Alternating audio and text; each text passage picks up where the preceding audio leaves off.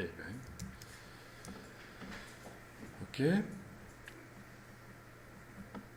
Donc on en revient à nos bestioles. Je vais directement enregistrer le fichier sous le format PSD. Voilà. Comme ça, plus de dégradation au fur et à mesure que j'enregistre. Plus de dégradation due aux recompressions successives en JPEG. Elle est maintenant en PSD. Donc le JPEG, je pourrais le jeter, mais je veux quand même le garder. Ça ne mange pas de pain, vu que ce ne sont pas des vraies chèvres. Si c'était des vraies chèvres, elles boufferaient tout le pain, ça c'est sûr. Ok. Donc je vais voir si je peux nettoyer le dessin, parce que je veux coloriser le dessin, et pour que ça fonctionne bien, c'est mieux d'avoir un dessin sur un fond bien blanc. Alors il y a différentes possibilités. La manière qu'on a vue hier pour l'arbre, l'écrêtage, selon le niveau de luminosité, fonctionne. Mais je vais vous montrer une autre manière rapide, c'est les pipettes dans le réglage des courbes.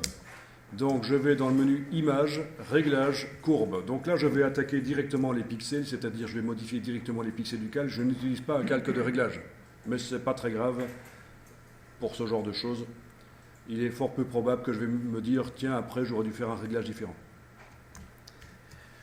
Donc c'est pas grave que ce soit définitif. Image, réglage, courbe, ça fonctionnerait aussi avec le réglage niveau. Dans le réglage niveau, vous trouvez ce qui nous intéresse ici, ce sont les pipettes noires, grises et blanches. La pipette grise, très intéressante, je vais vous la montrer, je note ça. Pipette grise, il faut que je vous montre plus tard, mais ça ne fonctionne, ça n'est utile que sur des images en couleur. C'est une manière rapide d'améliorer l'aspect des images. Donc nous ici on va utiliser uniquement la pipette blanche et la noire et on ne va pas les jouer dans le graphique ici, ce sont les pipettes qui vont, suivant ce que je fais dans l'image avec les pipettes, le graphique ça va changer automatiquement. Bon, pipette blanche, vous l'enclenchez et vous cliquez sur ce qui est censé être blanc dans l'image et ça le rend blanc. Ok. Bon, ceci dit, si on double-clique sur la pipette, on a le sélecteur de couleurs qui apparaît et on pourrait même dire que quand je clique, ça ne doit pas être blanc, ça doit être cette couleur-là. Mais c'est rare quand on fait ça. Ceux qui font ça, c'est plutôt ceux qui font de la retouche d'images CMJN, mais vraiment au niveau très professionnel. C'est une ancienne manière de retoucher les images CMJN avec des valeurs prédéfinies. Donc, sachez-le, si vous utilisez un jour la pipette blanche et que quand vous cliquez, ça ne donne pas du blanc, c'est certainement que quelqu'un, ou vous, sans vous en rendre compte, vous avez été double-cliqué, vous avez changé ici. Alors, je vais remettre du vrai blanc, donc je pousse la pastille en haut à gauche. C'est du vrai blanc maintenant pour la pipette blanche, et je clique, et ça fait du vrai blanc dans l'image. Pipette noire. Je suis censé cliquer, alors je vais peut-être ici enfoncer la touche verrouillage majuscule pour avoir le pointeur précis. Et je clique sur une partie très sombre et ça, comme vous le voyez, ça rend noir. Bien, donc nettoyage rapide d'un dessin. Et évidemment, ça marche aussi avec vos propres dessins que vous scannez ou que vous photographiez. Si vous photographiez vos dessins, utilisez un bon éclairage. Vous mettez des lampes de chaque côté, si possible des lampes lumière du jour, donc assez froid comme éclairage, et vous mettez votre appareil photo sur un trépied.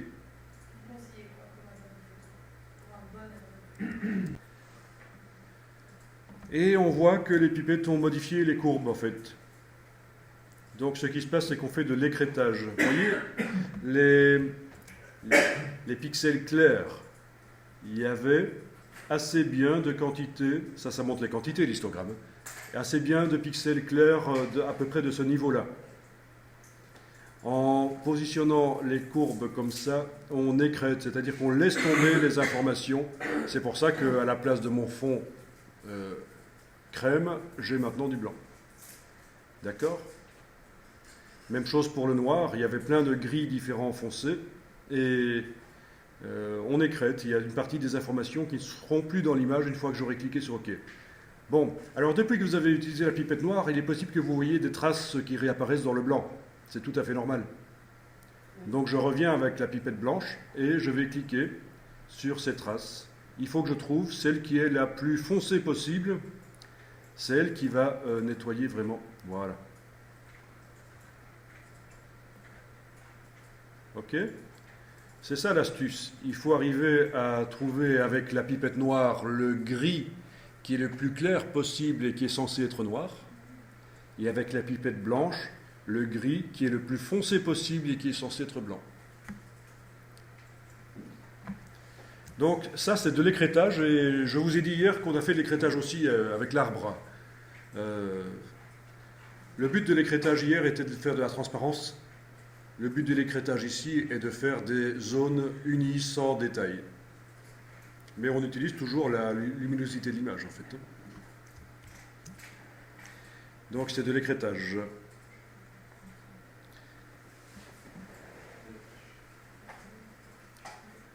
Rien ne m'empêche d'essayer encore avec la pipette noire, de voir si je ne pourrais pas rendre plus sombre.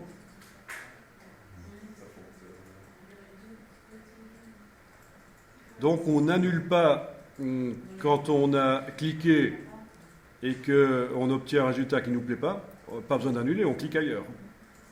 On est juste en train de bouger les courbes, là, on le voit d'ailleurs. On est juste en train de bouger les courbes. Bien, je clique sur OK quand j'ai un résultat qui me plaît.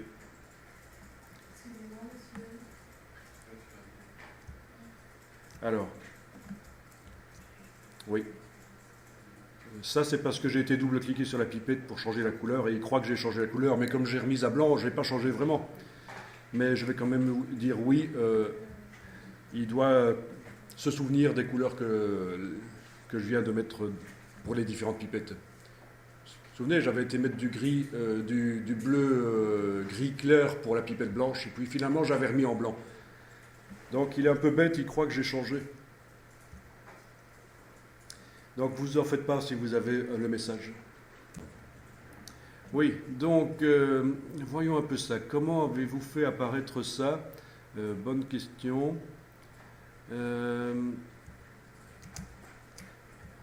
Ah, c'est ça, c'est en enfonçant la touche majuscule. Quand on clique, ça met des cibles d'échantillonnage. Et dans la palette des infos qui est là, vous avez chaque fois les valeurs qui apparaissent. Donc ça, c'est vraiment pour ceux qui font des retouches super pro. À l'ancienne, en se focalisant sur les valeurs des pixels. Bon, c'est pas très grave, je vais vous montrer comment vous allez pouvoir vous débarrasser de ça. Il suffit d'aller... Ah ben elles sont disparues d'ailleurs là maintenant. Quand vous avez cliqué sur OK, elles n'ont pas disparu? Dans la boîte. Elles ont disparu, d'accord. Bon, il y a une autre manière de les mettre, c'est avec ceci, la pipette échantillonnage de couleurs. Vous voyez?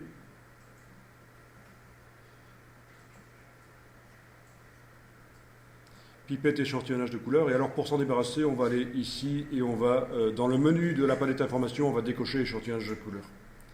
Décocher échantillonnage de couleurs et elles disparaissent. Bon, c'est vrai que ça peut être ennuyeux si vous ne savez pas que c'est par là qu'on les enlève, parce que parfois vous allez récupérer des images que quelqu'un vous refile et il y a ces petites cibles sur l'image. Ça peut être vraiment ennuyeux.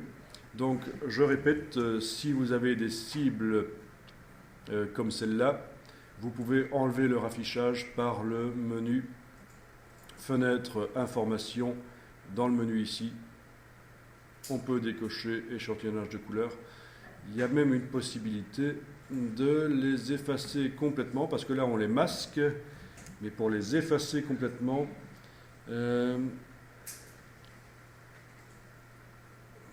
bonne question. Oui, une à une, c'est facile. Clic droit, supprimer. Les effacer tout d'un coup, j'ai oublié comment on fait. Clic...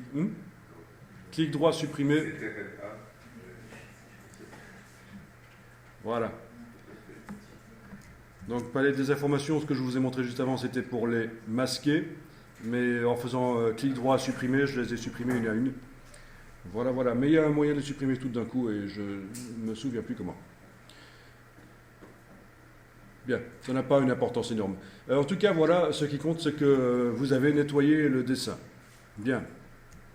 Je vais enregistrer le dessin ici sous un autre nom. Je vais simplement ajouter un 02 à la suite. Ça, c'est au cas où. Je vous l'ai expliqué.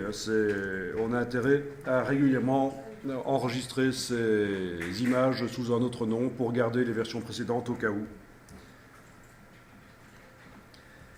Et puis, je vais voir si je ne peux pas obtenir un lissage de ceci, parce que c'est assez atroce, c'est pixelisé.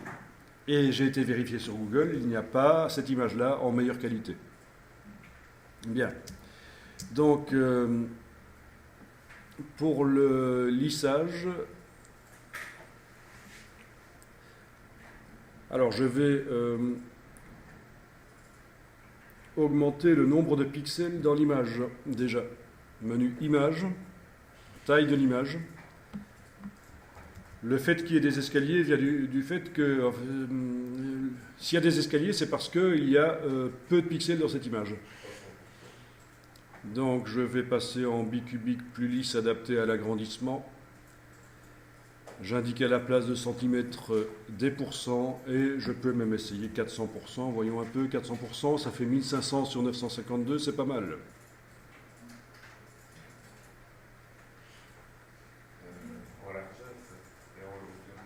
En hauteur aussi, puisque conserver les proportions et cocher, c'est lié. N'oubliez pas que ce sont des pourcents. Si vous mettez si vous gardez l'unité de mesure centimètres, c'est la cata. Vous allez obtenir une image de 228 mégas et de 11 000 pixels sur 7000. Donc, on met bien pourcent, 400, voilà. Ça va faire 16 fois plus de pixels. On clique sur OK. Et voilà.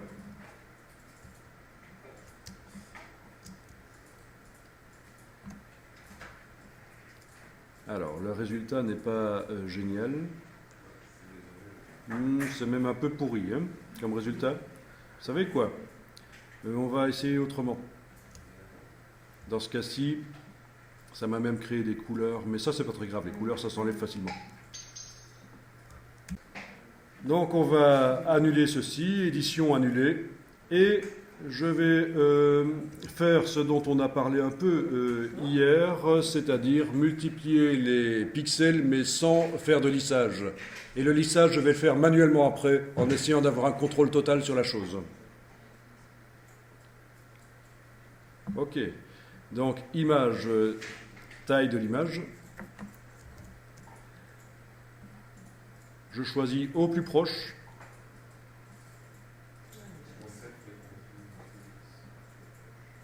Je mets 400%.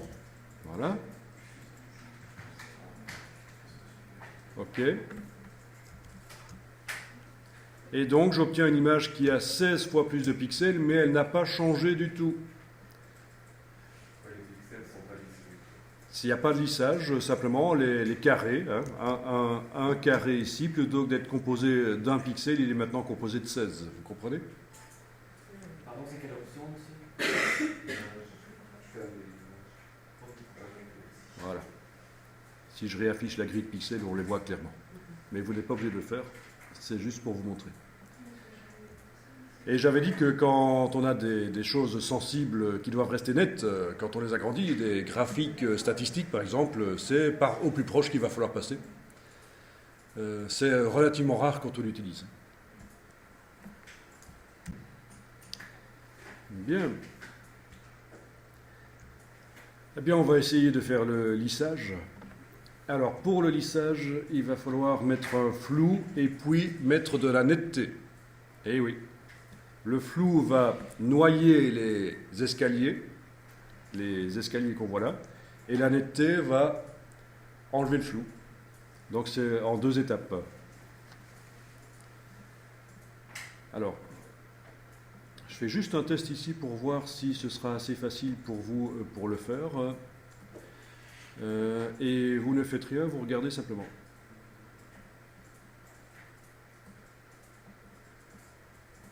Voilà.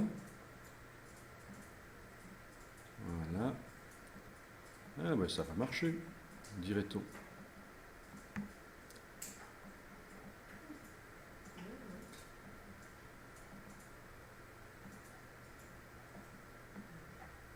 Ok, donc on va pouvoir faire des filtres dynamiques, ça va fonctionner.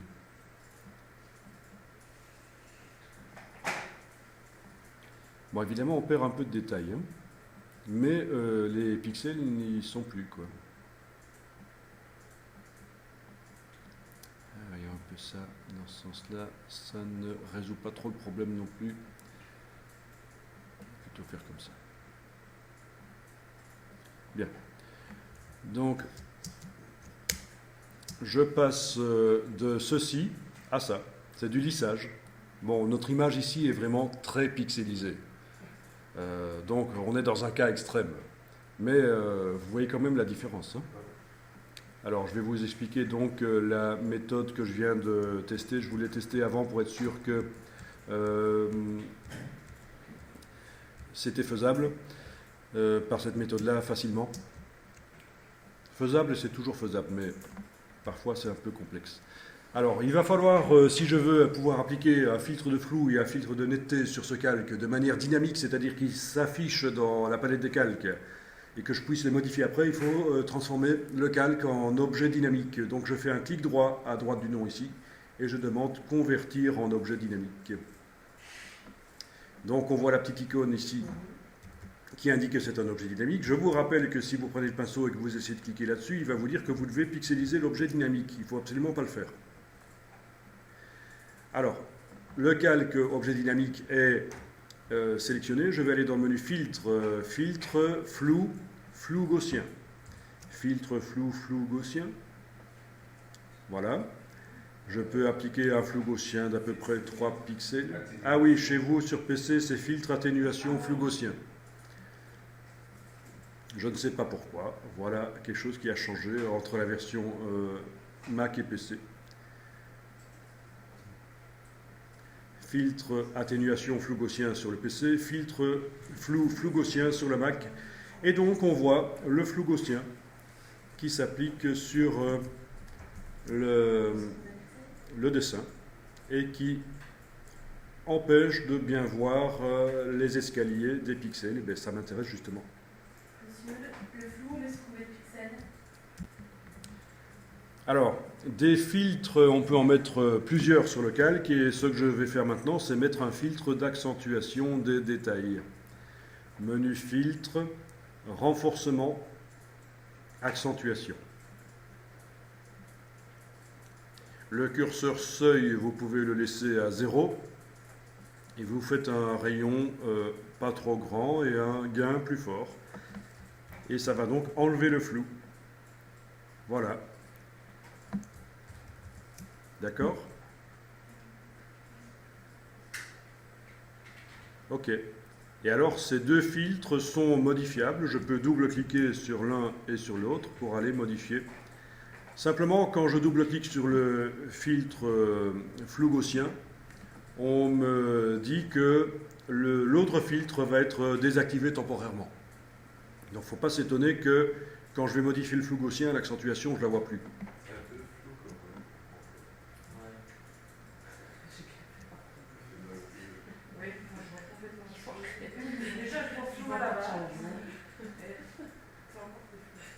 Alors ici, j'ai lissé, mais on voit encore une espèce d'ondulation dans le trait, c'est les pixels. Donc si ça vous plaît, c'est bien, mais si vous trouvez ça moche, il faudra mettre plus de flou. Ou moins d'accentuation peut-être. Non, même avec moins d'accentuation, ça reste toujours. Donc un peu plus de flou quand même. Ah, vaut mieux accentuer à 500 en fait, pour que ça soit moins flou. Finalement, bon, c'est vous qui jugez, hein, c'est quelque part, c'est vous qui jugez quel aspect vous voulez. Mais c'est une technique pour lisser. Bon, il y a une autre technique qui consiste à vectoriser dans Illustrator. Vectoriser dans Illustrator, mais ça donne des résultats moins fidèles, en fait, moins fidèles au dessin.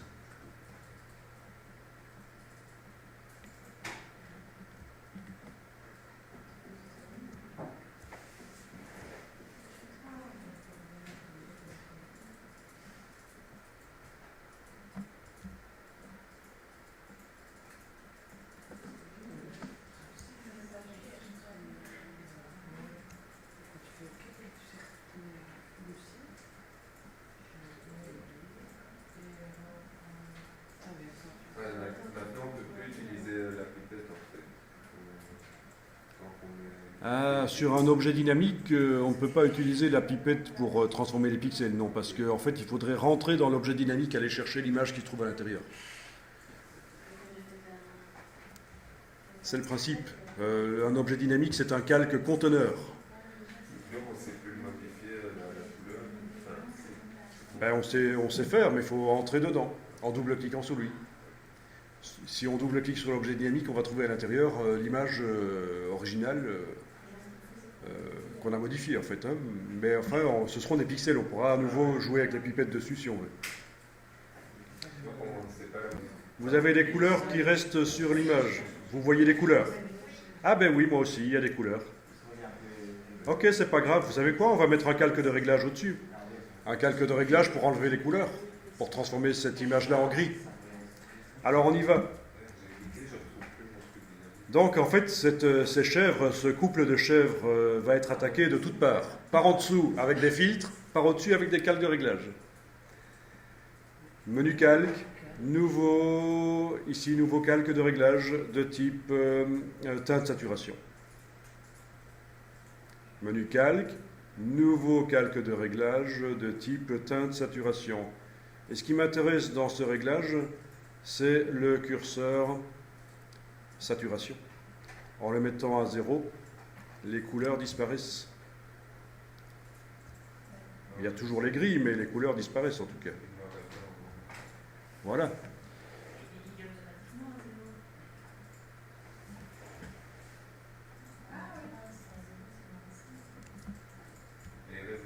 Ah oui, quand je dis de le mettre à 0, en fait, c'est le moins 100. En fait, oui. D'origine, il est à 0, qui est une saturation moyenne, oui. Manière de parler. Alors, vous vous dites peut-être qu'on peut faire la même chose sur les photos. Ben oui, mais sauf que ça va devenir un peu grumeleux et voilà. Si vous essayez ça sur une photo, ce n'est pas la meilleure de multiplier les pixels. Bon, je peux vous montrer. Il vaudra mieux utiliser l'agrandissement avec bicubique adapté à l'agrandissement. Donc cette technique-ci fonctionne bien pour un dessin en 2 niveaux, mais pour une photo en plusieurs couleurs, non.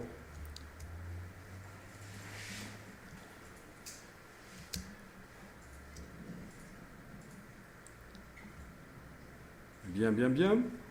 Alors, je vais... peut-être que pour simplifier l'aspect de la palette des calques, je mettrai bien ceci dans un groupe.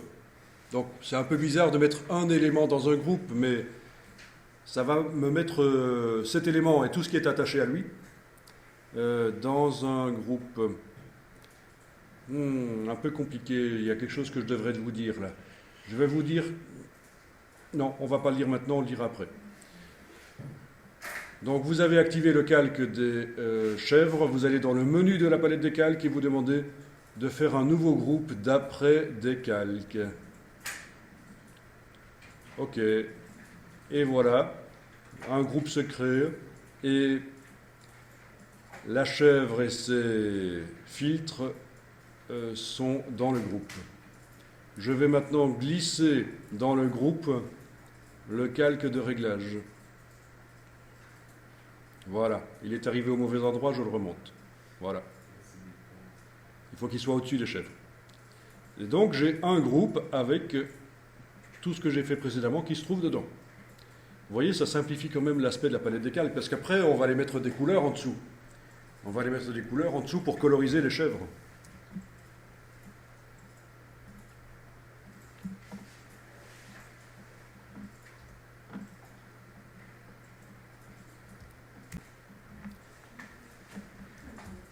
Alors, je vais créer un calque vide pour pouvoir dessiner en couleur dessus. Et donc, je clique sur le bloc de feuilles et je vais placer le calque sous le groupe. Alors attention, si vous faites ça, il va tomber dans le groupe. C'est en dessous comme ça qu'il faut, hein. C'est subtil, hein. Ça c'est dans le groupe, ça c'est en dessous. D'accord? Donc c'est en dessous que je le mets. Voilà. Bon, si vous ne voulez pas qu'il tombe dedans, vous pourriez aussi temporairement verrouiller le groupe, ça peut se faire. À ce moment-là. Ah, il peut quand même y aller dedans. J'ai dit une bêtise. Malgré que c'est verrouillé, il peut aller dedans. Donc il faut faire gaffe. Donc j'ai déverrouillé le groupe.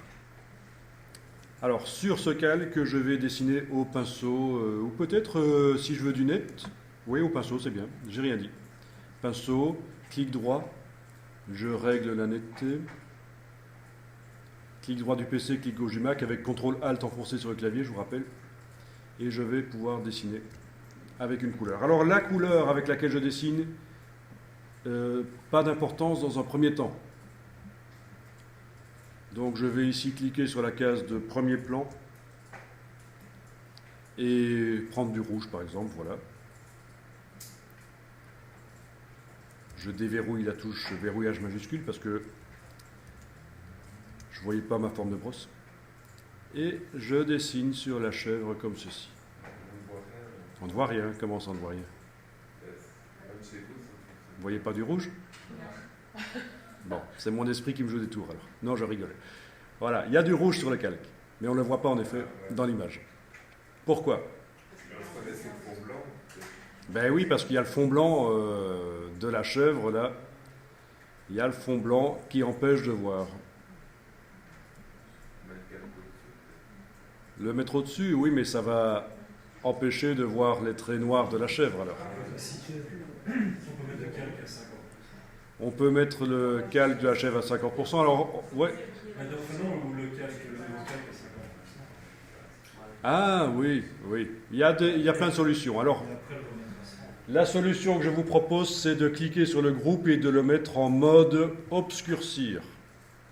À partir de là, tout ce qui se trouve dans le groupe et qui n'arrive pas à obscurcir ce qui se trouve en dessous, ça devient invisible. Donc je clique sur le groupe et dans le menu ici, à la place du mode transfert, je choisis obscurcir. Et voilà. Donc voilà encore une autre manière de rendre les pixels blancs invisibles. On avait vu l'écrêtage hier autour de l'arbre. Enfin, c'était pas vraiment du blanc autour de l'arbre, c'était du bleu clair.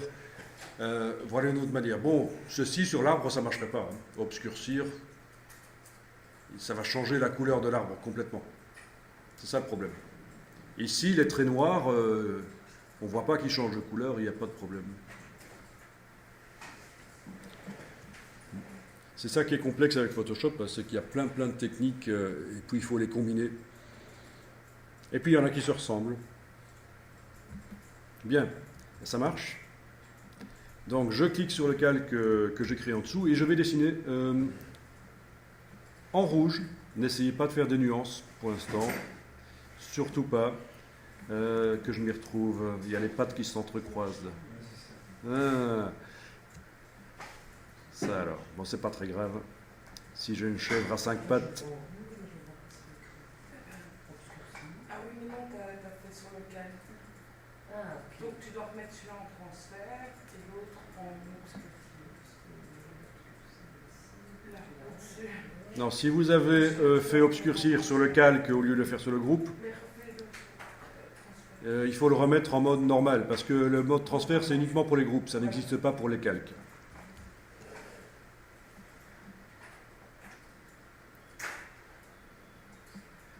Si on dépasse, c'est pas grave. Ça peut être corrigé après. Ok.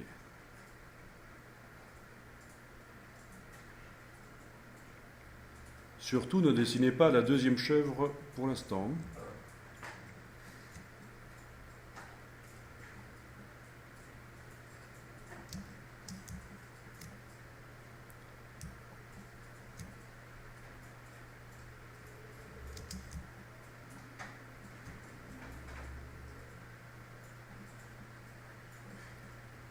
Bien. Ok. La deuxième chèvre.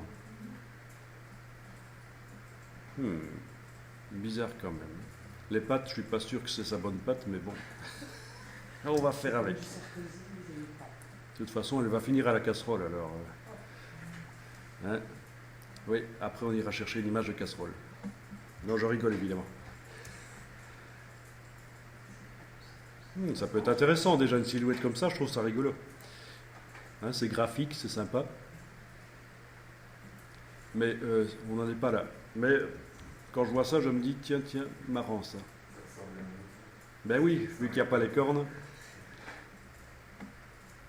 On en revient toujours à la même chose. Hein. Il ne faut pas savoir super bien dessiner pour faire des choses sympas et rigolotes. Hein.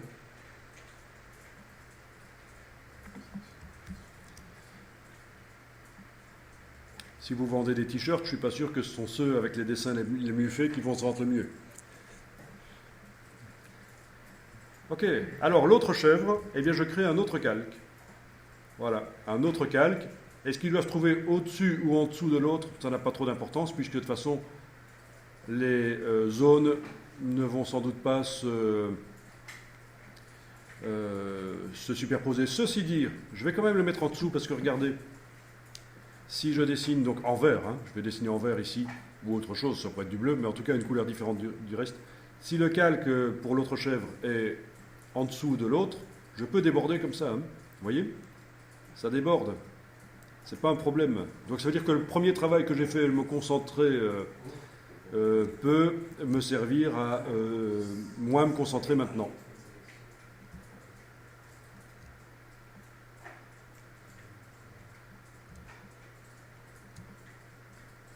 Ah oui, au fait, surtout si vous débordez, je vous ai dit, c'est pas grave.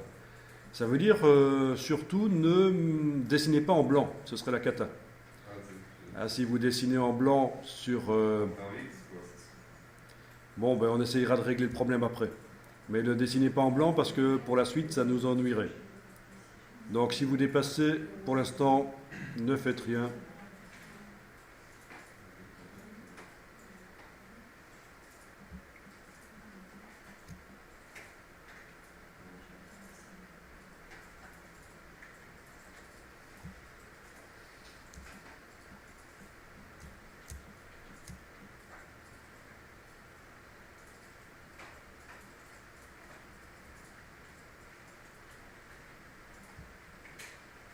Bien. Ce qu'on est en train de faire ici marcherait aussi pour un plan qu'on scanne. Vous avez un plan, vous n'avez pas envie de le refaire, vous le scannez, vous le nettoyez, vous le colorisez. Bien.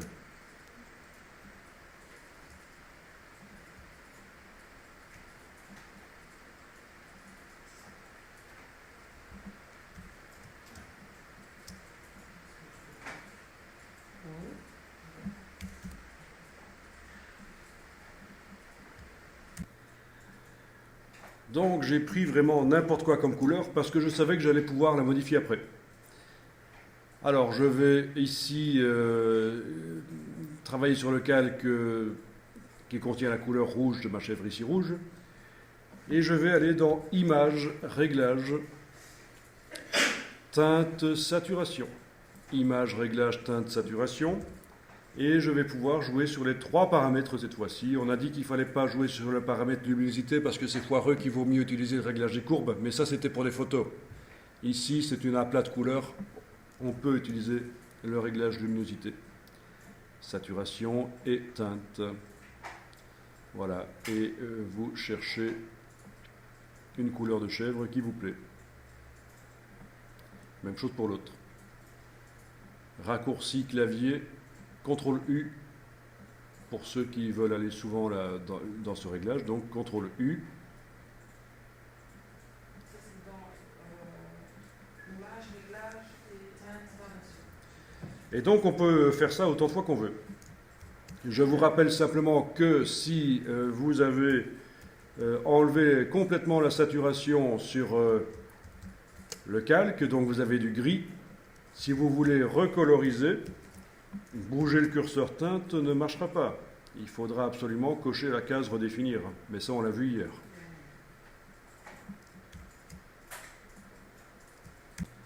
Alors, si je veux corriger, il va falloir absolument gommer plutôt que de dessiner en blanc. On pourrait avoir l'impression que dessiner en blanc ça marche, mais pour la suite ça nous poserait problème. Donc je prends la gomme et je peux aller gommer certaines choses, mais il ne faut pas être perfectionniste, hein. Je montre juste ça pour corriger des grosses erreurs. J'ai la forme de ma gomme qui est en forme de feuille. Tu as une gomme en forme de feuille. C'est le printemps qui arrive. Ben, il faut changer, c'est comme un pinceau. Il y a la palette des formes là au-dessus.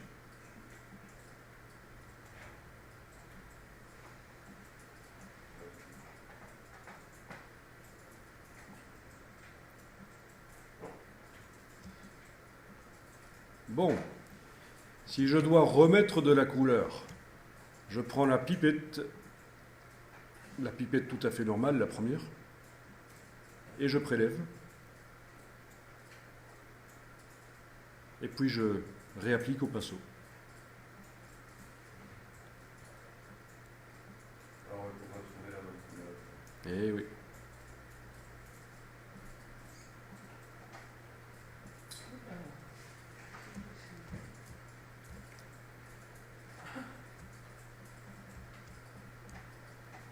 Vérifiez bien que vous êtes sur le bon calque, parce que si je fais ça, ok, je suis en train d'amener la couleur de la chèvre de droite dans le calque de la chèvre de gauche. Ça, c'est un gros problème. Bon, bah dans ce cas-là, il y a des solutions toujours. Lasso. Ah tiens, le lasso a un contour progressif de 10, je vais le remettre à 0. Lasso ici. Les autres lassos, vous ne les utilisez pas. Lasso polygonal, lasso magnétique, c'est hyper pourri, hyper foireux. C'est rare quand on en a besoin. Bon, peut-être parfois, de temps en temps, le polygonal. Comment est-ce qu'on fait pour comprendre? Vous faites édition coupée. Après avoir fait édition coupée, je reviens sur le calque ici. Je fais édition collage spécial collé en place.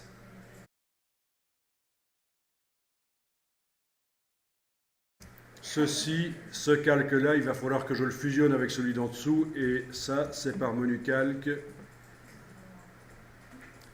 Le calque d'en dessous n'est pas affiché, je l'affiche. Menu calque, fusionner avec le calque inférieur, ça veut dire celui qui est en dessous. Et voilà, j'ai plus qu'un seul calque. Donc, c'est vraiment dans le cas où vous avez dessiné sur le mauvais calque.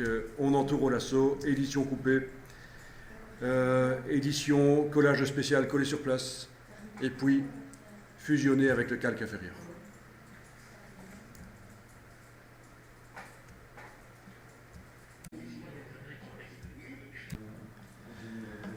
Alors, on va continuer. Ici, on va voir qu'il est possible d'essayer d'amener des nuances dedans, c'est-à-dire éclaircir ou assombrir. Alors, je vais essayer de faire ça sur la chèvre de gauche, évidemment, qui est vue en entier ici.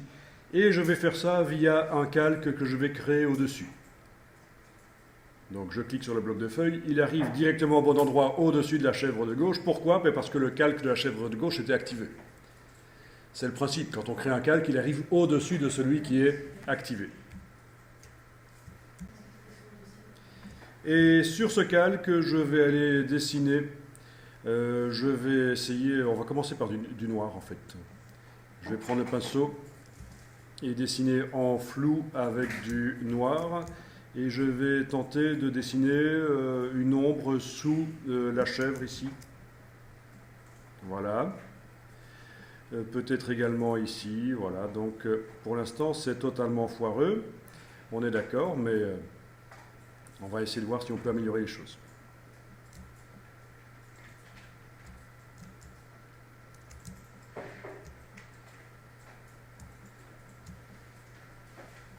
Ok? Donc vous avez bien dessiné sur le calque qui est juste au-dessus. Bien, donc première chose, pour que les traits noirs que j'ai faits ne soient visibles qu'à l'endroit où il y a des pixels ici en dessous, je vais devoir faire de l'écrêtage, c'est-à-dire faire en sorte que les pixels ici ne soient, certains deviennent invisibles.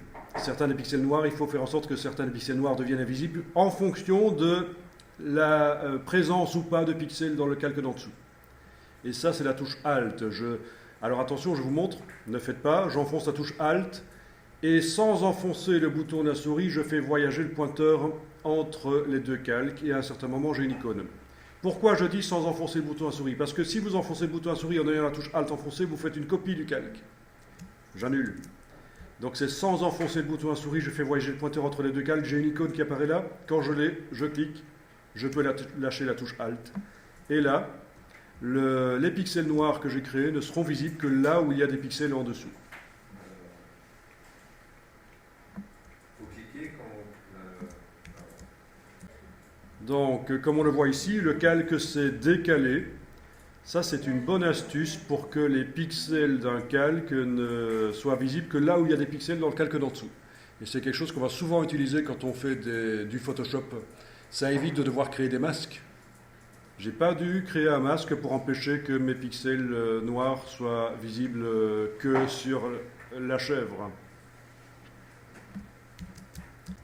Alors, je vais quand même aller modifier un peu les choses ici. Voyons un peu ça. Si je mets en mode produit, ça ne fonctionne pas super bien. Je vais diminuer l'opacité ici. Voilà. Donc, je diminue l'opacité du calque pour avoir des ombres quand même moins fortes. C'est juste pour suggérer un ombrage sur la chèvre. Mais j'ai quand même commencé en noir, parce que qui peut le plus peut le moins. Qui peut le plus peut le moins. C'est pour ça que j'y vais à fond avec du noir, et puis après je diminue par l'opacité. S'il faut remodeler, j'y vais à la gomme. On pourrait faire un masque de fusion sur ce calque-là, mais c'est pas génial. J'aime autant y aller à la gomme.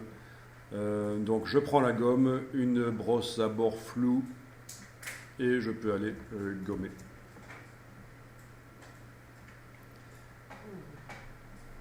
Ok. Et revenir en noir s'il faut. Donc en noir, mais ça ne fera plus du noir puisque le calque est à l'opacité dans mon cas 38%. On prend la gomme pour effacer, monsieur.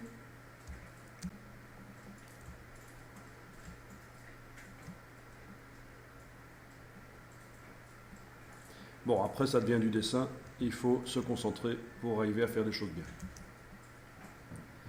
En tout cas, ce qui est chouette, c'est que déjà, je ne peux pas dessiner sur la chèvre d'à côté, même si techniquement les traits arrivent. D'accord? Ils ne sont visibles que là où la chèvre de gauche est visible. En tout cas, la couleur de la chèvre de gauche.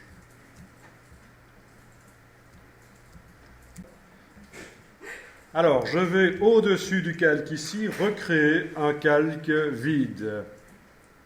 Ce calque vide, je l'écrète également. Touche Alt, je clique entre les deux. Donc, on peut avoir plusieurs calques qui apparaissent uniquement là où il y a des pixels dans le calque de base. Donc, ce calque vide, vous avez sans doute deviné à quoi il va servir. Il va servir à faire les reflets. Enfin, les reflets. Les lumières en fait, hein, parce que la chèvre n'est pas tellement disco que ça. Donc, elle ne brille pas de mille feux, mais il va certainement y avoir possibilité de mettre des espèces de lumière sur le dessus. Donc, pinceau, je dessine en blanc. Voilà. Et là, comme prévu, le blanc, ben, ça ne se voit pas ici, mais il ne sera visible qu'à l'endroit où la chèvre se trouve en fait. Hein. Ce sera visible surtout si je commence à venir ici. Je vais remarquer que je n'arrive pas à déborder sur la chèvre d'à côté de toute façon. Voilà. Et même chose que tout à l'heure, je peux diminuer l'opacité et donc régler l'intensité du blanc. Et je revois donc un peu la couleur d'en dessous. Voilà, comme ça donne un peu de volume à la bestiole.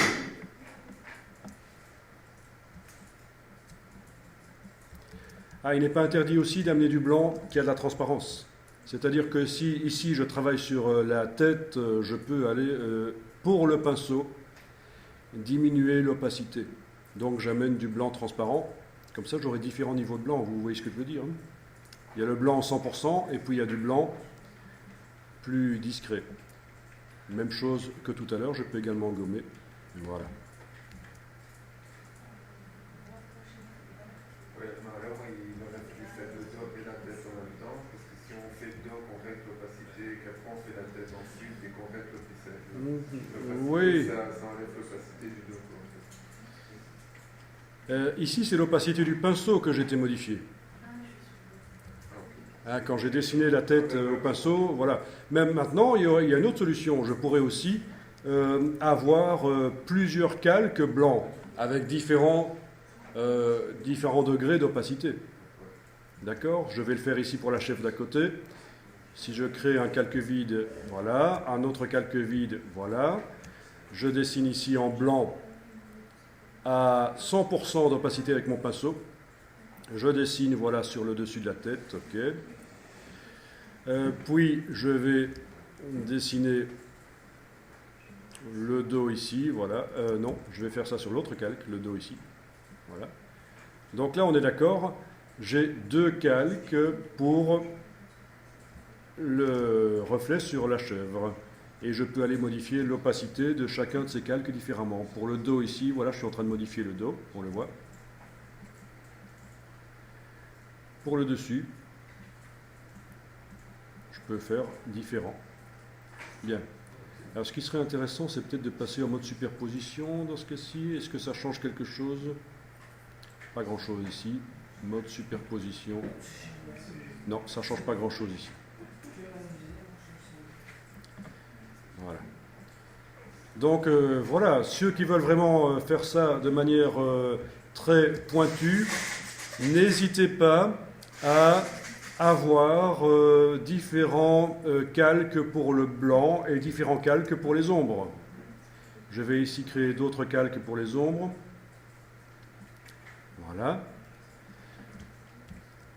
Je peux les mettre en dessous, c'est pas plus mal. Donc j'ai deux calques pour les ombres. Je vais dessiner en noir. Voilà, ça va être l'ombre de la tête, pas avec la gomme, avec le pinceau, je dessine en noir évidemment. Ça va être pour l'ombre sur la tête, voilà. Et ça va être l'autre calque pour l'ombre sous le corps ici, voilà. Et éventuellement même un peu la patte, voilà. Et ici un peu la patte aussi, voilà. Ok. Donc, parfois il faut ruser, il faut revenir à la gomme par l'autre côté. Ok. Donc, opacité de l'ombre pour les pattes et le corps. Opacité de l'ombre pour la tête. Voilà, donc différent. Et l'intérêt de faire autant de calques, c'est comme ça, on peut revenir en arrière et réactiver ce qu'on veut. Ce qu'on peut en faire, on pourrait faire des... Dès que je dis, ben voilà, je peux supprimer... Donc l'intérêt de faire ça sur des calques plutôt que de dessiner directement sur le calque ici, c'est de pouvoir annuler, pouvoir régler autant de fois qu'on veut par la suite. Il faut se donner, ça c'est la philosophie de Photoshop, se donner la possibilité de modifier un maximum les choses. C'est flagrant, justement, c'est ça que je trouve, c'est flagrant sur cet exercice. Dans tous les cas, il faut absolument se donner la possibilité de pouvoir modifier les choses dans Photoshop par la suite. Sinon, on va être coincé. Si le logiciel le permet, on le fait. Et ça n'alourdit pas tellement les images, parce qu'en fait, quand il n'y a que quelques pixels sur un calque comme ça, il ne faut pas croire que ça multiplie, chaque fois que je fais un calque, ça multiplie l'image. Le poids de l'image n'est pas tellement alourdi. C'est le nombre de pixels total du montage qui fait le poids du fichier. Ce n'est pas le nombre de calques.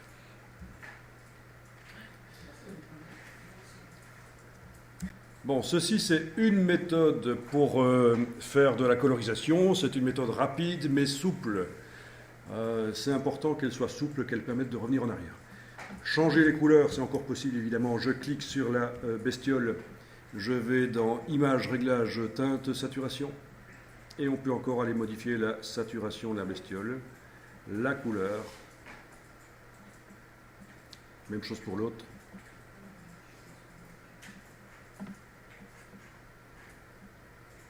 Maintenant, vous trouverez sans doute d'autres techniques de colorisation de bande dessinée. Ça existe évidemment.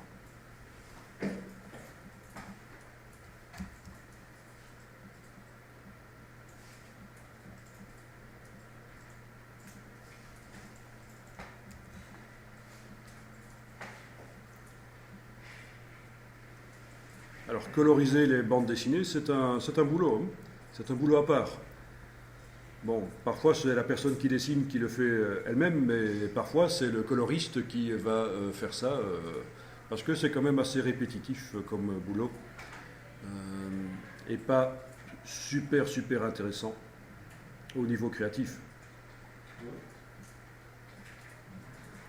Alors, vous avez un nuancier dans Photoshop, menu fenêtre nuancier. Il est fort peu utilisé dans Photoshop, le nuancier, contrairement à Illustrator ou InDesign, où le nuancier est vraiment extrêmement important.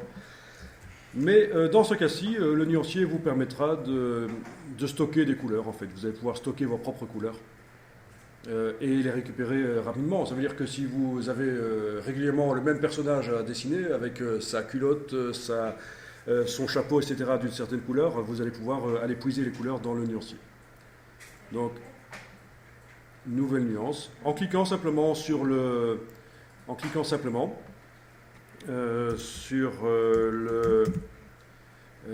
couleur dans le nuancier, une fois qu'elle a été mise au point. Alors, que je vois ici, que je me souvienne comment ça marche. Cette couleur-là, une fois qu'elle est mise, oui, non. C'est pas comme ça, il faut d'abord que je la crée. Donc, je crée la couleur.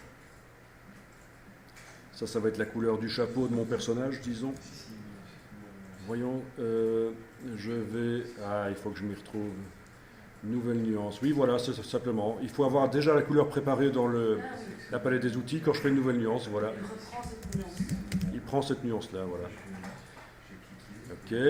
Maintenant, je vais faire la couleur de la culotte. Vous faites la pipette, monsieur.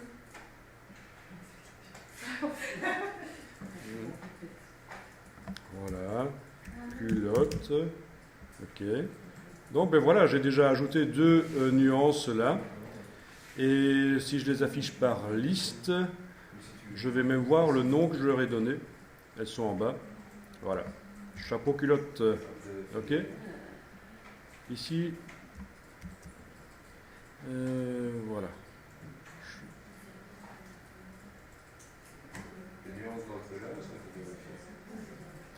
Je viens d'enregistrer, je viens de créer des couleurs en cliquant là-dessus par le sélecteur de couleurs.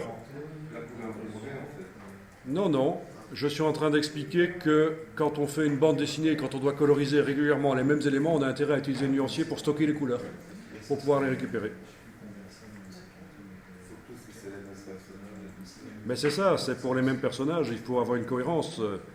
On ne va pas encoder chaque fois les valeurs RVB, on utilise le nuancier. Ok ? Bien.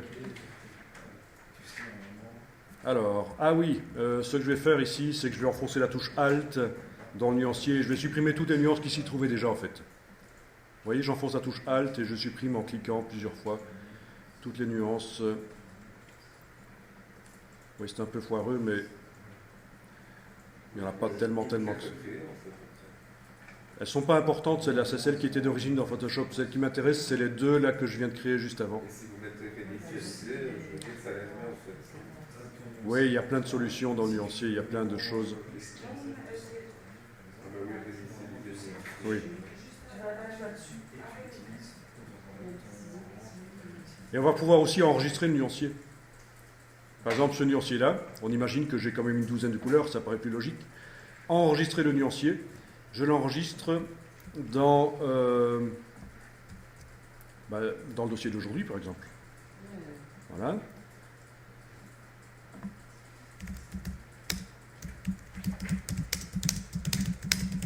Voilà. Ok. Je dis que c'est pour coloriser la BD de ce dessinateur-là. C'est juste un exemple. Voilà. Et j'ai donc le nuancier qui est sur le disque dur, transférable sur d'autres Photoshop. Si je travaille sur plusieurs machines, c'est pas un problème. Voilà, c'est un petit nuancier minuscule au niveau poids du fichier. Si à un certain moment je me retrouve dans un Photoshop où il y a le nuancier de base, ce qui est fort logique, surtout si on met à 0 Photoshop, je vais pouvoir aller dans le menu ici et demander de charger un nuancier. Charger un nuancier, lequel celui-là. Ouvrir. Voilà. Ah tiens, il me l'a ajouté, les nuances. Il m'a ajouté mon nuancier à celui qui existait déjà. Remplacer le nuancier. Là, c'est si je veux me débarrasser de toutes les nuances d'origine. Voilà, c'est ça. Charger un nuancier, ça l'ajoute au nuancier existant. Remplacer le nuancier, ça le remplace complètement. Et donc voilà, super pratique.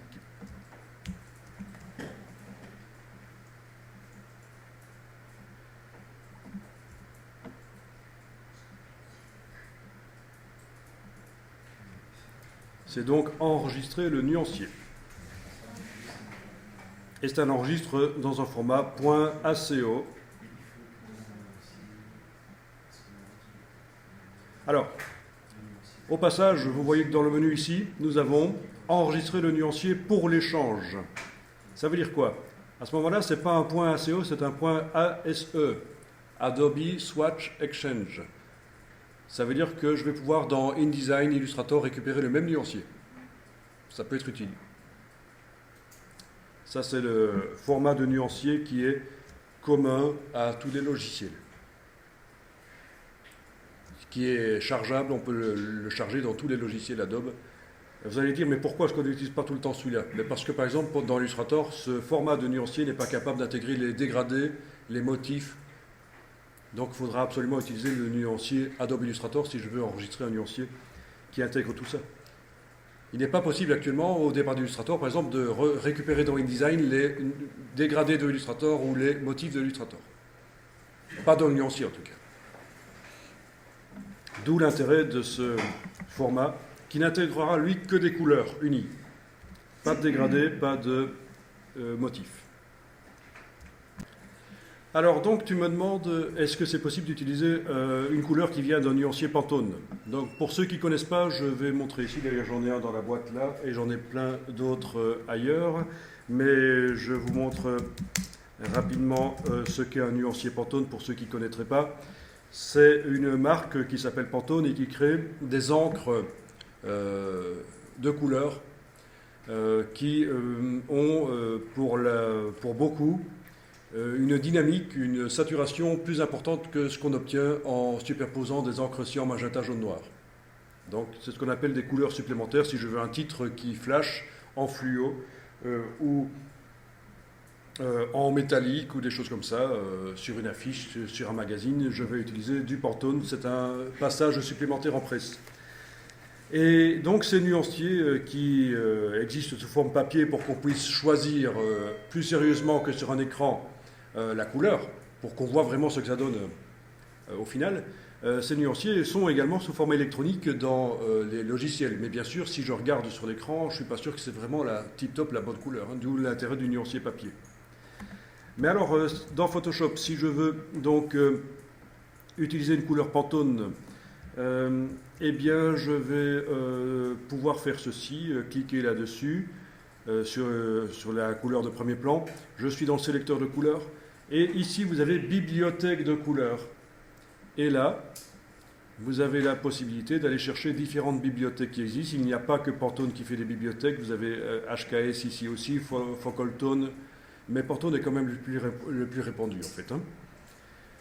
Voilà, vous avez le nuancier Pantone pour les couleurs métalliques, pour les couleurs pastel, pour les... pardon?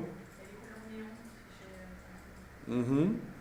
Et le plus souvent utilisé, c'est le solid coated ou solid uncoated. Solid, ça veut dire quoi? Ça veut dire que les couleurs ne sont pas créées par un tramage, par superposition de plusieurs encres avec des petits points.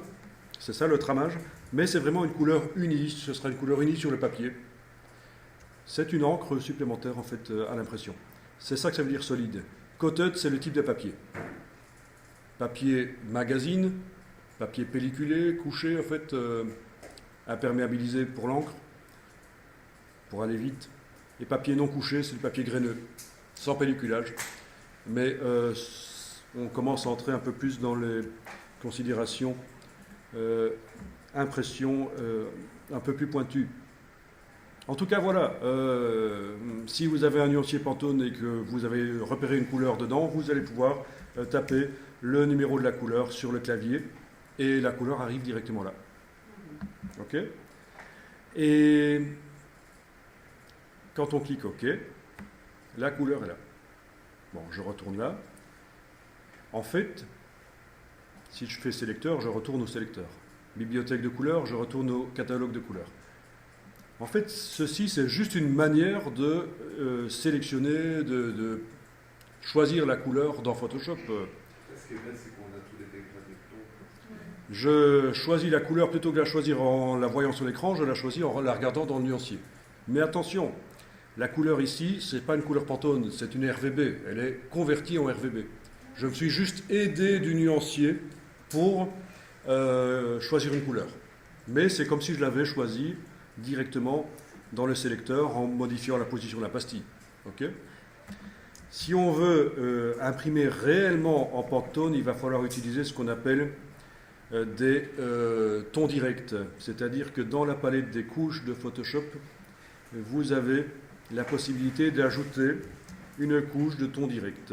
Menu de la palette des couches, nouvelle couche. Nouvelle couche, attendez un peu, nouvelle couche de ton direct, voilà. Encore une fois, je confondais avec Illustrator, c'est pas toujours facile de se resituer. Je suis dans Photoshop. Donc, menu de la palette des couches, nouvelle couche de ton direct. Je vais ici dans la bibliothèque de couleurs indiquer la couleur que j'ai repérée dans le nuancier, c'était la 450. Voilà. OK. En fait, je pourrais très bien mettre n'importe quelle couleur de ton direct. Là, je double-clique sur elle. Je pourrais très bien mettre n'importe quelle couleur de ton direct. 198 par exemple, voilà. Et il suffit que je dise à l'imprimeur que non, tu n'utilises pas le rose 198, mais tu utilises le couleur cacadois 450. Lui, l'imprimeur, il va simplement mettre la bonne encre dans sa presse. Donc vous voyez, ça n'a qu'une importance relative de mettre la bonne encre ici. On peut encore changer d'avis, mais même jusqu'au dernier moment, chez l'imprimeur, vous vous dites, tiens, finalement, ce n'était pas la bonne Pantone que j'ai choisie. Il suffit que l'imprimeur mette une autre Pantone dans sa presse. OK ? Mais enfin bon, on va quand même essayer de choisir, de quand même mettre la bonne couleur, pour qu'au moins on la voit dans Photoshop, la bonne couleur. Ce n'est pas évident à comprendre tout ceci, hein, mais bon, voilà. Alors on parlait du texte tout à l'heure, mais couleur de ton direct, non, ça n'ira pas ici. Alors si vous dessinez donc dans cette couche en noir, voilà, vous dessinez dans la couche, pas dans RVB donc, hein, dans la couche, vous dessinez en noir, eh bien ça amène cette couleur-là. Vous êtes en train de décider. Alors j'aurais pu faire autrement. J'aurais pu avec la baguette magique. Dans ce cas-ci, ça ne va pas marcher. Il va falloir que je coche ceci. Ça devient un peu compliqué en fait. Hein. Mais voilà, j'ai répondu à la question. Alors non, il ne faut surtout pas que l'encre soit au même endroit que là où il y a les chèvres, sinon elle va venir par-dessus en fait. Oui, elle vient. Ou par-dessous. Mais en tout cas, voilà, il ne faut pas qu'elle soit là, à l'endroit des chèvres. Je suis en train de faire certaines choses ici. Peut-être que quand on verra Photoshop avancé, on reviendra là-dessus.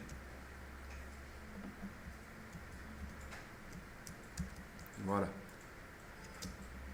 D'accord? Donc là, j'ai une couche de ton direct. C'est une encre supplémentaire. Là, vous allez dire, oui, mais les autres, ce n'est pas des encres, c'est des lumières. Ben oui, mais je peux convertir en CMJN. Et là, ce seront des encres. Vous voyez ce qui se passe? Si elle est au même endroit que le dessin, elle se met sur mon encre noire, là. Ok? Donc, faudra vraiment décider ici dedans exactement où elle doit venir, l'encre supplémentaire. Bon. Là, à la limite, je laisse du blanc du papier, c'est pas un drame.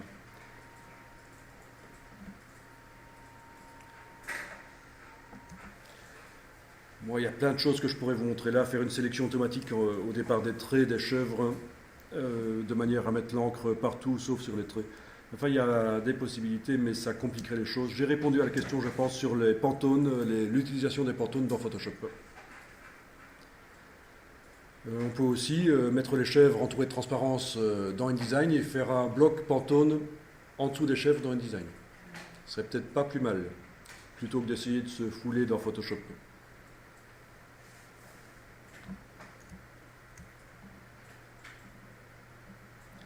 Alors, on va voir ici comment on peut mettre des textures sur les chèvres. Donc, pour l'instant, on a mis des ombres et des lumières sur les chèvres, mais on peut mettre des textures. Mais avant les textures, je vais quand même vous montrer qu'on peut mettre aussi des dégradés. Voilà. Donc, au-dessus de ma chèvre ici, je vais créer un calque vide.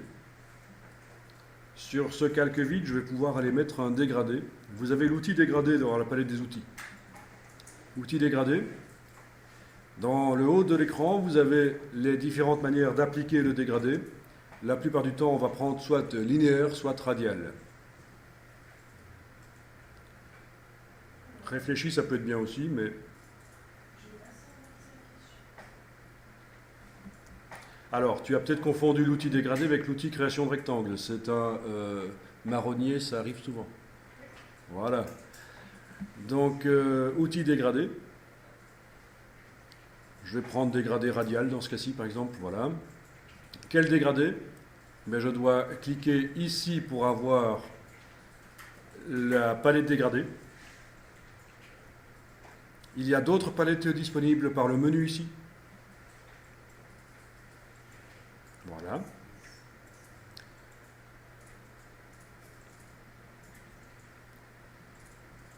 Alors, ici, on pastel. Il me demande si je veux ajouter le nuancier pastel, les dégradés pastel, ou si je veux remplacer celui-là. Donc, si je veux ajouter la bibliothèque de dégradés pastel que je viens d'aller chercher, si je veux l'ajouter à ceux qui existent déjà, ou si je veux remplacer. Bon, je vais dire ajouter dans ce cas-ci. Donc, j'ai maintenant une palette plus grande avec des dégradés pastel. Bon, ça c'est bien, mais le mieux c'est encore de les créer soi-même, les dégradés. Sinon, vous pouvez déjà essayer ceci.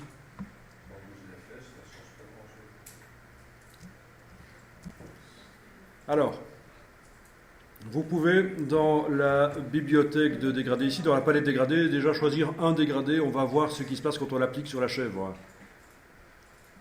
Voilà. Amusant ça. Donc, les reflets et les ombres restent. Pourquoi? Ben parce que les calques des reflets et des ombres sont au-dessus du calque qui contient le dégradé. Logique, hein? Si je l'avais mis au-dessus, ben j'ai plus d'ombre et de reflets. Plus d'ombre et de lumière. Ça, c'est une première chose.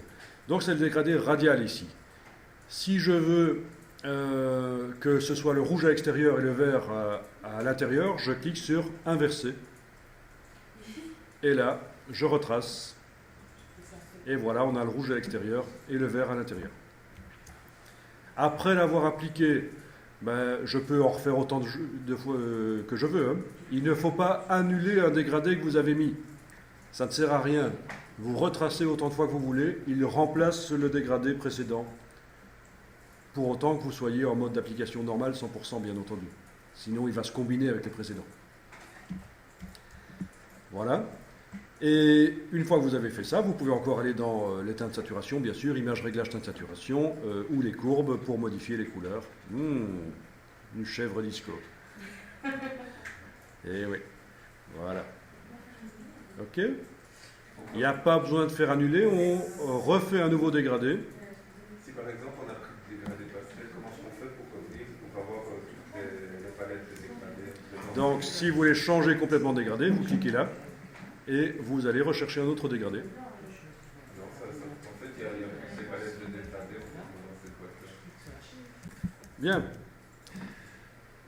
Donc ça c'est sympa. Mais alors, contrairement à Illustrator, quand on va modifier ici le mode d'application du dégradé, ça n'a pas de répercussion sur le dégradé qui est déjà mis. Parce qu'en fait, pour Photoshop, ce sont des pixels comme les autres, comme si je les avais fait d'une autre manière au pinceau ou d'une autre manière. Ce n'est pas un dégradé pour Photoshop, ceci. Dans Illustrator, quand je changerai ici, ça va changer sur l'objet, parce que c'est du vectoriel.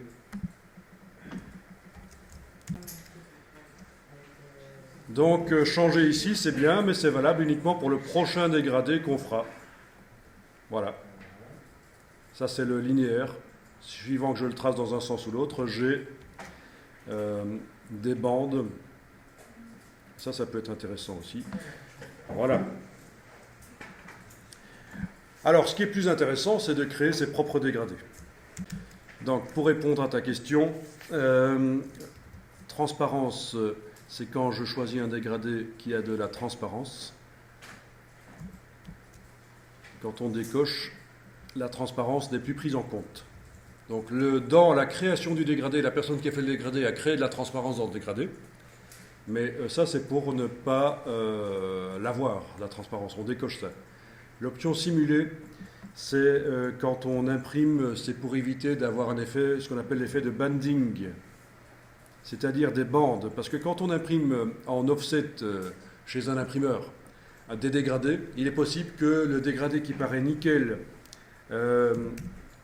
sur l'écran, il y ait un effet de bande sur le papier imprimé. Voilà, donc j'ai ici cherché gradient banding pour... que vous compreniez le problème. Et donc, quand on coche simuler dans les options là au-dessus, ça ne change rien à l'écran, mais sans que vous le voyez, ça fait des espèces de petits motifs dans le dégradé de manière à le complexifier, en fait. Et il se trouve que ça va limiter les problèmes de bande. Ok ? C'est quand même gênant quand on a un dégradé nickel et qu'il sort comme ça avec des bandes. Il vaut toujours mieux laisser simuler et cocher. Oui, laisser cocher simuler, laisser simuler cocher, il est coché d'origine. Mais c'est vrai que on me pose souvent la question parce que c'est un peu obscur et puis on se demande s'il y a quelque chose de sexuel derrière ça, mais non, pas du tout. Je rigole. Ok. Alors, j'en étais à dire qu'on va créer nos propres dégradés. En cliquant sur ici le dégradé, on fait apparaître l'éditeur de dégradé. Voilà. L'éditeur de dégradé. Il a déjà un nom, mais je peux en créer un autre. Il faut donner mon propre nom au dégradé que je vais créer. Type de dégradé. Ah oui, bruit, ça peut être sympa, il y en a plein. C'est un générateur de dégradés très complexe. Bon, le jour où vous devrez faire des aurores boréales, ça peut être sympa. Mais on va rester en dégradé uniforme.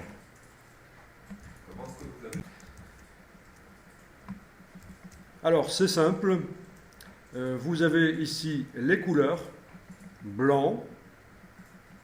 D'accord ? Blanc. et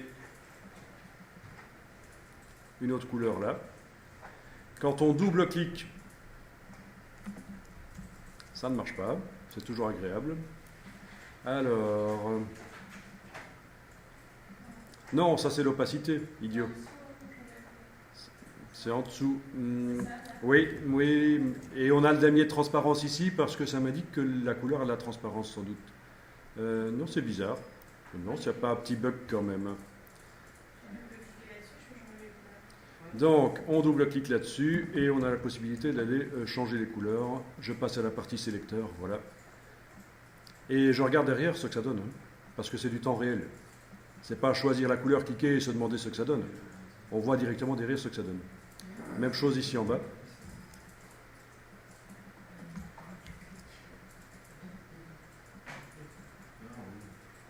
Ok, je viens de mettre donc une espèce de rose à gauche et du bleu à droite en double-cliquant dessus.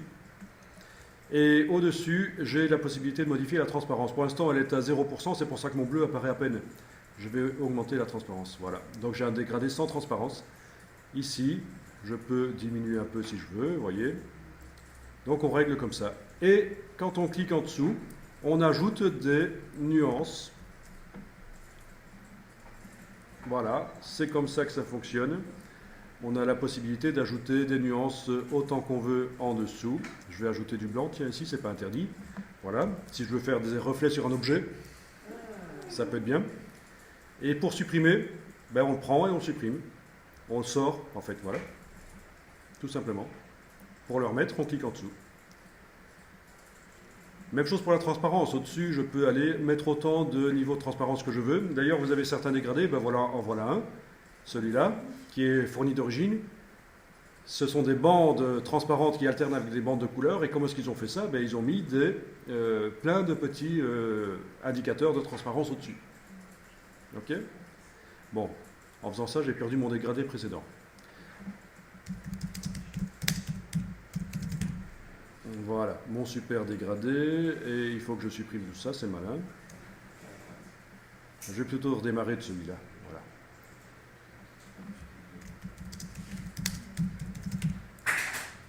Voilà. Pardon, comment on modifie?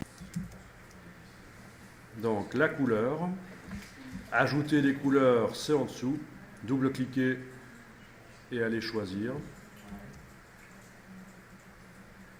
La transparence, c'est au-dessus. Et j'ai le curseur ici, pour le niveau de transparence. Ici, je vais mettre à 100%. Ici, à 100% aussi. Ici, à 0. Ça veut dire que j'ai une partie de mon dégradé qui sera transparent. OK? Et la transparence est progressive, comme on le voit. D'accord? Mais avec les petits indicateurs ici, je règle la progression. Je peux faire un truc super net. Les petits losanges entre les deux, c'est à ça que ça sert. Ça marche aussi en dessous, les petits losanges, pour déterminer entre deux couleurs comment elles se répartissent.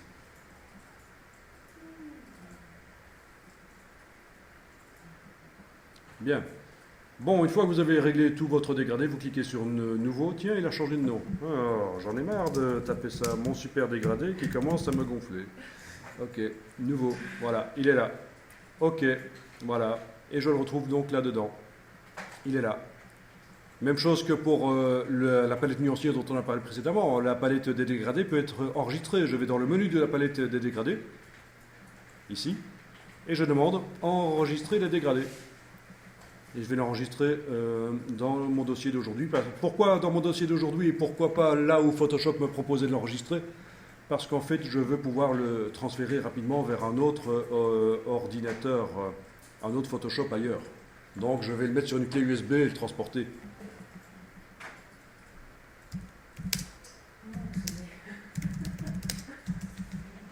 Comment ça, c'est l'est? Comment osez-vous dire que ce que je fais, elle est? Ah non, chez moi. Je pensais qu'il y avait des conventions quand même lors de formation. Ah. Ok. Donc voilà le dégradé, une extension .grd.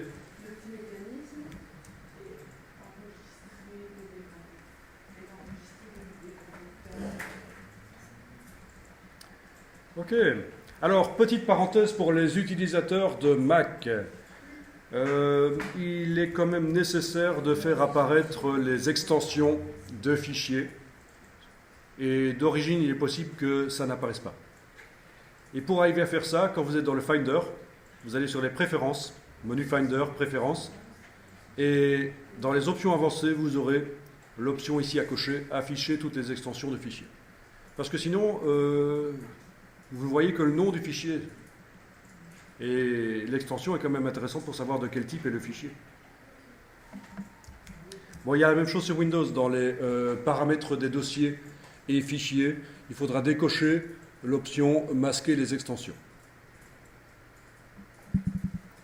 Donc sur Mac, pour voir les extensions, il faut cocher voir les extensions. Sur Windows, pour voir les extensions, il faut décocher l'option masquer les extensions. Ouais, le principe est le même, le but est de voir les extensions au final. Et quand on est infographiste, c'est important.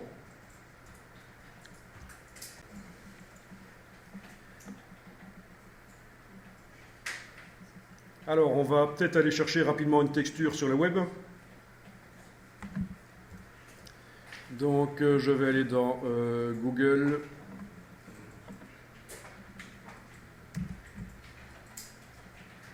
Vous avez compris pourquoi précédemment j'avais tapé gradient au fait?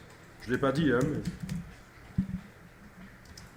Ça veut dire dégradé en anglais en fait. Gradient.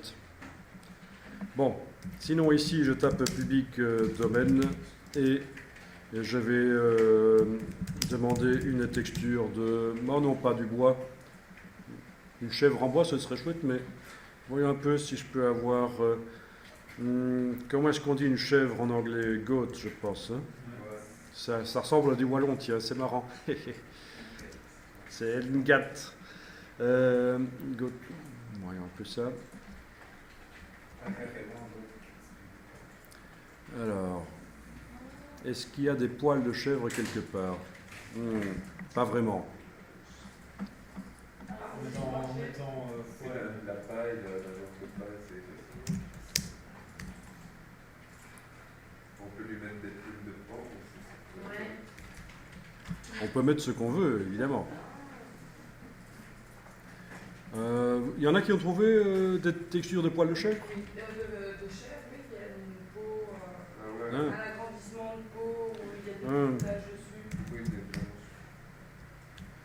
Ou Goat, tout simplement, ça sera plus simple. Parfois, bon, c'est un peu... Google, c'est... Peut-être demander les grandes images.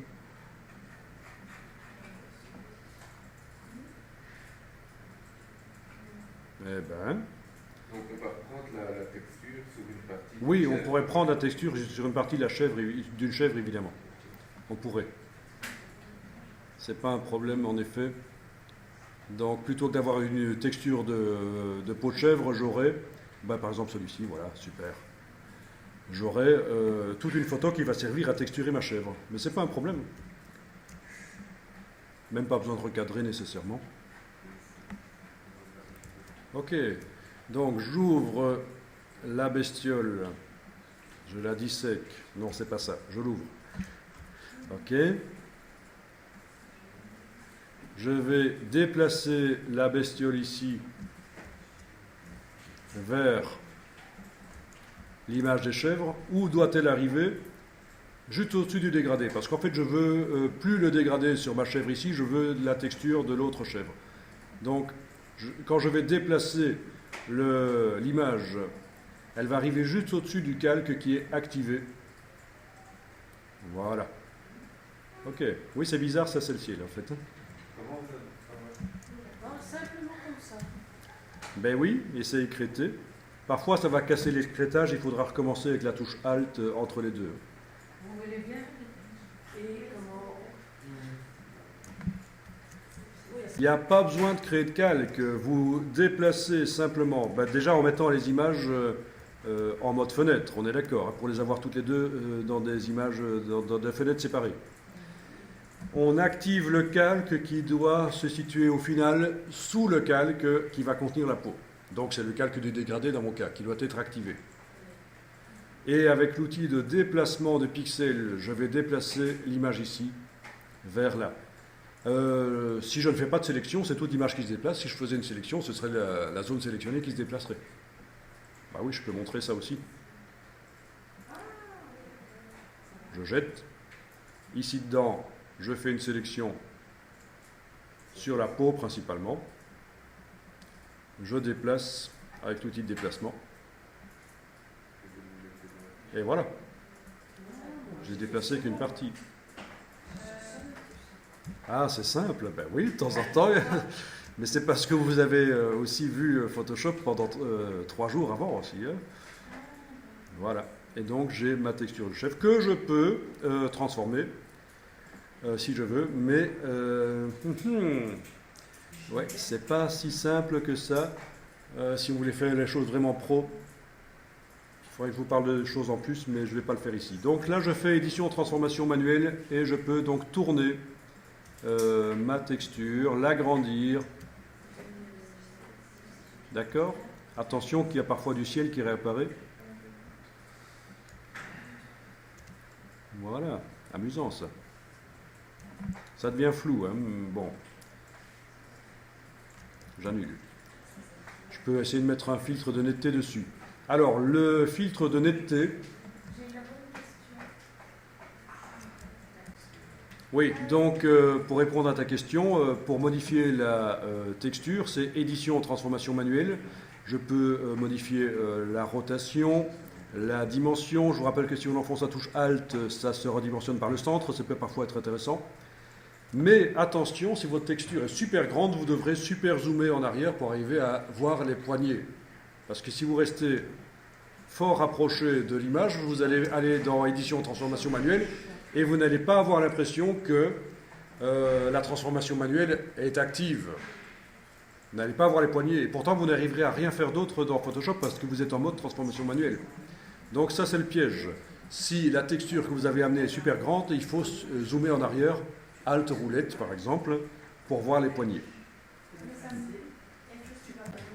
Oui, donc si vous voulez, la même texture sur l'autre chèvre, mais il faut faire la même opération, mais sur l'autre chèvre. C'est-à-dire qu'il faudra activer le calque ici, dans ce cas-ci, parce que je n'ai pas mis de dégradé sur l'autre chèvre, activer le calque ici et déplacer la texture avec l'outil de déplacement. Et voilà, l'autre chèvre maintenant a l'autre calque. Ok. Et une question, maintenant, si on a fait toute notre colorisation, mais qu'on veut cette matière-là, mais dans la couleur qu'on a choisie. Ok, donc je reviens à ma netteté. J'étais en train de vous parler de la netteté. Alors, la netteté, nous l'avons appliquée précédemment. C'était sur quoi? C'était un objet dynamique. On avait rendu quelque chose net. Ah oui, c'était justement les chèvres. Elles sont toujours là. Voilà. Vous vous souvenez là? Le calque original des chèvres, on avait transformé en objet dynamique, clic droit, de manière à pouvoir avoir de la netteté dynamique, accessible. Bon, dans le cas d'un calque qui est écrété comme ceci pour qu'il ne soit visible qu'à l'endroit du calque de base, ça pourrait peut-être marcher quand même. Je vais faire convertir en objet dynamique, clic droit, et je vais appliquer filtre, renforcement, accentuation. Ah ben voilà, filtre, renforcement, accentuation. Alors le petit problème, c'est que l'image est JPEG et alors c'est complètement pourri. Je vais quand même y aller moins fort. Ah, il y a des artefacts JPEG qui ressortent. Bon, mais on arrive quand même à accentuer un peu la texture. Voilà. Ok, ça marche. J'arrive à avoir des filtres dynamiques sur un calque qui est écrété. Désactiver l'accentuation s'il faut. La modifier en double-cliquant sur le mot accentuation. Je peux même mettre un rayon plus fort que le gain. Ça va mettre du relief dans la texture. C'est à ça que ça sert. Mais c'est pas génial ici. La texture n'est vraiment pas bonne au départ en fait. Il y a trop de compression JPEG à l'origine. Bien. Et alors, vous me posiez la question si je veux coloriser la texture. Eh bien, si je veux coloriser la texture, il y a plein de manières différentes. Une que je vais faire ici, c'est mettre un calque. Il y a plein de manières de faire. Comment voulez-vous coloriser déjà? Je vais mettre un calque vide au-dessus de la texture. Je vais dessiner en couleur sur la texture. OK. La couleur recouvre la texture, mais si je mets le calque en mode couleur au lieu du mode normal, c'est tout en bas. Ça garde l'aspect de la texture, vous voyez? Voilà. Et je peux revenir avec autant de couleurs que je veux. Je ne dois pas annuler la couleur précédente parce que, comme je dessinais au pinceau en mode recouvrant, en mode normal 100%, la nouvelle couleur que j'amène recouvre la précédente. Alors, si vous prenez des couleurs super saturées, ça bouffe le détail. Donc dans ce cas-ci, je vais éventuellement choisir, si je veux la chèvre en vert, un vert moins saturé et moins lumineux. Encore trop. Voilà. Avec un vert sombre, la texture n'est pas bouffée par le détail.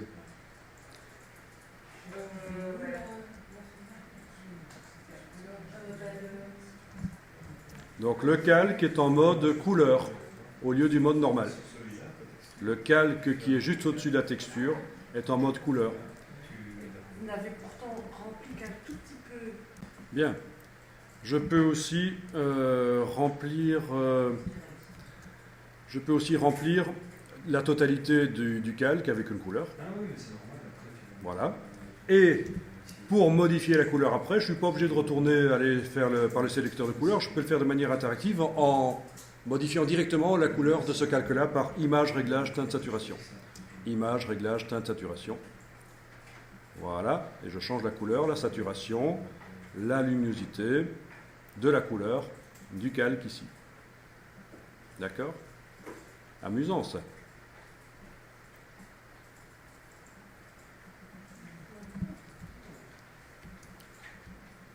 Même chose pour l'autre. Je vais recommencer la même opération pour l'autre chèvre. Je clique sur le calque de sa texture. Donc je réponds à ta question. Tu me demandes si l'alternative ne serait pas de travailler directement sur le calque de texture en choisissant ici la couleur. C'est ça? Et en dessinant, plutôt que de dessiner en mode normal 100%, j'annule, modifier ceci. Voilà. Ou même modifier simplement le mode d'application pour le pinceau mode couleur. Mais le problème, c'est que tu modifies ta texture de manière permanente. Non, bien sûr, mais si on met sur un calque au-dessus, par exemple. Entre calque 7 et calque 11, on fait un nouveau calque. Ben, c'est ce que j'ai fait là, en fait. Oui, tout à fait, mais si on décide en diminuant l'opacité plutôt qu'en faisant votre couleur, est-ce que l'objectif est différent ou pas? Alors, je vais tester. Tu me demandes si je crée donc un calque vide là au-dessus et que je garde le mode normal ici et que je diminue l'opacité. Est-ce que je vais pouvoir...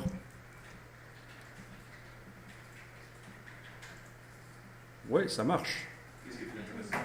Mais ma technique est plus intéressante parce que là, si je veux remonter l'opacité, comment je fais? Tandis que là, en étant à 100% d'opacité, je peux toujours diminuer l'opacité aussi par du calque. Ça, c'est aussi une possibilité que je n'ai pas montrée. Ben oui, il faut viser la technique qui donne le plus de possibilités de modification après. Donc j'annule ceci et je vais donc dessiner au pinceau ou remplir avec la couleur. Voilà. Changer le mode de fusion du calque. Donc à la place du mode normal pour ce calque-là, je mets le mode couleur. Voilà.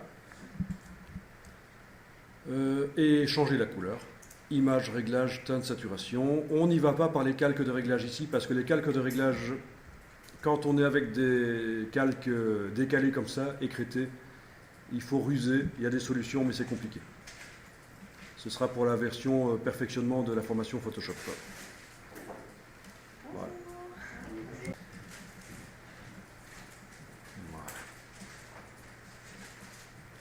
Voilà, voilà.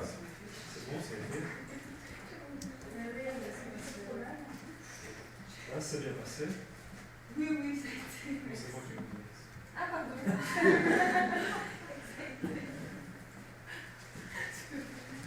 Bon. Alors finalement, je crois que je suis quand même arrivé à avoir une chèvre à 5 pattes. Hein. Il y a quand même un problème avec cette chèvre. Je pense que ceci ne doit pas être rempli en fait. C'est du vide, c'est ça. Sinon, j'ai ma chèvre à 5 pattes. Bon, je vais aller régler le problème donc en cliquant sur le calque qui contient le dessin de cette chèvre et en gommant à cet endroit-là. Voilà. Et pourquoi est-ce que... Ah ben oui, forcément, où est ma couleur de ton direct que j'ai créée en Pantone là La couleur de... Ah ben dans la palette des couches, évidemment, c'est pas dans la palette des calques. Ben oui. Donc dans la palette des couches, il va falloir que j'aille dans la couche de ton direct, dans mon cas ici, dessiner en noir. Ok, c'est bon. Et ça apparaît donc, et ça n'apparaît pas, c'est toujours agréable. Dessiner en noir pour enlever dans la couche de ton direct. Alors...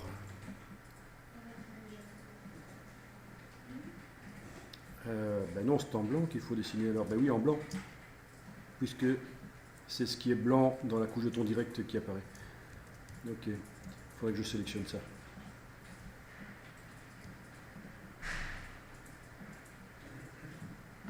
Et remplir en blanc. Monsieur.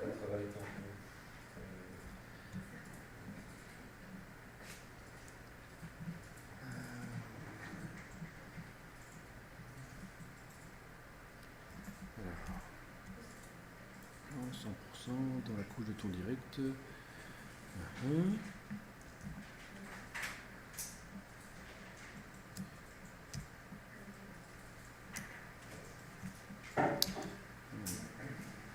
En noir, c'est ça. Voilà. Ok, bon. Alors, on va dire c'est bon. Et on va tester l'application de plusieurs textures sur les bestioles et une texture répétitive. Mais je vous propose de changer d'image pour changer un peu d'air, parce que là, les chèvres... Ben oui, et puis ça pue, les chèvres. Les chèvres, ça sent les bouts.